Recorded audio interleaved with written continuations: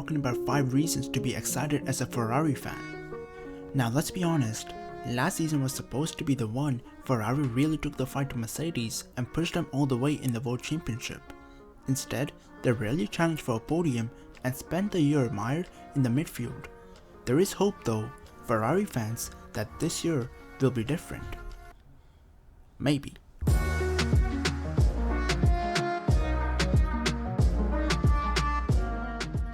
For only the third time in the last 40 years, Ferrari finished outside the top 4 in the Constructors' Championship. The prancing horse gets a harder time than any other team when they do not win, so high is the expectation, and therefore 6th in a campaign which yielded just 2 podiums was unacceptable. But Ferrari is arguably the best resource team on the grid, and therefore a repeat of that lowly 6th is unlikely, especially as Scuderia boss Binotto says they admitted their errors very early on in the 2020 campaign and have since been focused on righting those wrongs for the upcoming season. How much can they improve given there is so much carryover of last year's car to this season? Well, all aerodynamic surfaces can change and teams are permitted 2 development tokens to make adjustments, so 2021 is far from a copy and paste of the previous year. Sure, this isn't going to be a year where Ferrari can win the championship, but at the bare minimum, they need to meet Binotto's stated target of getting back inside the top 3. Ferrari have been on something of a rollercoaster journey with the hybrid turbo power units, the Scuderia opening the era with a solid but unspectacular effort before clawing their way to the top and becoming the class leader, only to dramatically fall to the bottom of the pile over the winter of 2019 to 2020 after a flurry of technical directives were issued to all teams. The numbers on the dyno made for grim reading ahead of the 2020 season. Ferrari knew it was bad, though perhaps not as bad as it turned out to be. Churning out less power than not just Mercedes but also Renault and Honda was simply not good enough considering the sizable investment. So it's not a surprise the Scuderia's engine chiefs have shelved the 2020 unit and started with a blank sheet of paper for the upcoming season.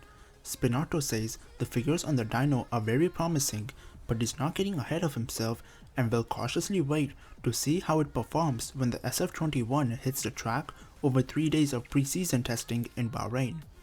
Charles Leclerc failed to break the 100-point barrier in 2020, his final tally only 2/5 of what he managed the previous campaign.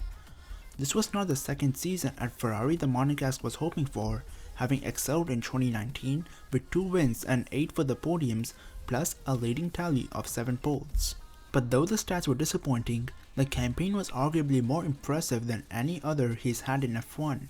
Faced with a car clearly lacking in pace, Leclerc consistently outperformed the SF1000 and comfortably dispatched his teammate Sebastian Vettel, scoring 3 times the number of points of the vastly experienced 4-time world champion on the other side of the garage.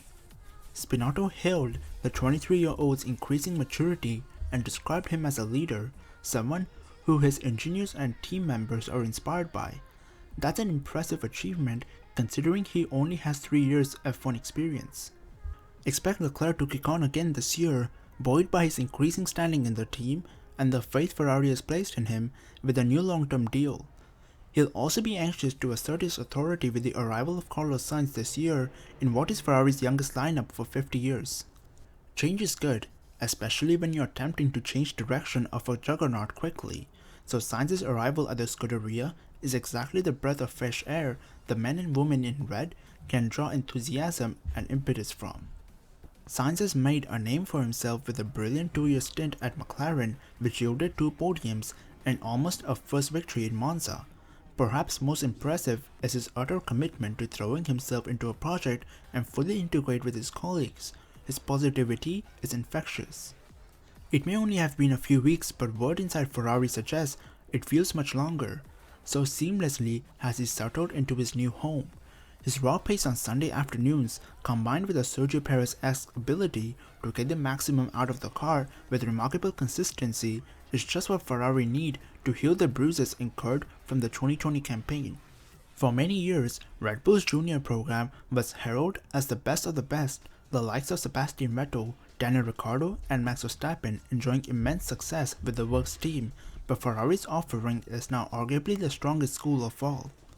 Leclerc made the step up to Formula 1 after winning F3 and F2 respectively at his first attempt, and ended up impressing so much with Sauber that Ferrari abandoned the tradition of running experienced drivers and stuck him in the car in only his second campaign. That move has proved to be a success. Mick Schumacher, winner of last year's F2 campaign, has followed him into F1 this year with Haas, a customer team of Ferrari, with Callum Ilott, who finished second to Schumacher in F2 last year, the Scuderia's test driver. With Robert Schwarzman impressing in his rookie F2 campaign to make him one of the favorites for the title this year, the Ferrari Driver Academy pool has never been stronger. It's clear Ferrari are taking the program seriously, with the big push to get drivers not racing F1 either time in FP1 sessions this year, most likely with a customer team or runs in old-spec Ferrari F1 cars at the Fiorano track. With track time in F1 machinery at a premium these days, such a program is crucial, and while Ferrari's works team will not reap the rewards of such efforts this year, it sets them up beautifully for the future. And that's been it for this video. If you enjoyed this video, then make sure to leave a like and don't forget to subscribe. Apart from that, I hope you're an awesome day, and bye bye.